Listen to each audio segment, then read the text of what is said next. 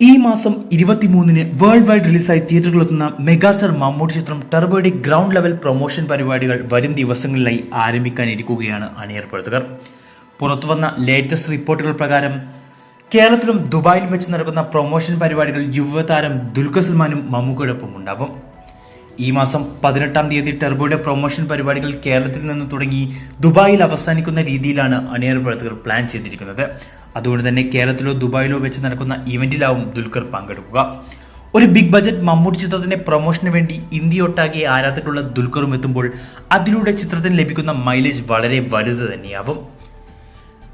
ദുൽഖറിന്റെ സിനിമകൾ മമ്മൂക്ക വലിയ രീതിയിൽ പ്രൊമോട്ട് ചെയ്യാറില്ലെങ്കിലും മമ്മൂക്കയുടെ എല്ലാ സിനിമകളും ദുൽഖർ സോഷ്യൽ മീഡിയ വഴി പ്രൊമോട്ട് ചെയ്യാറുണ്ട്.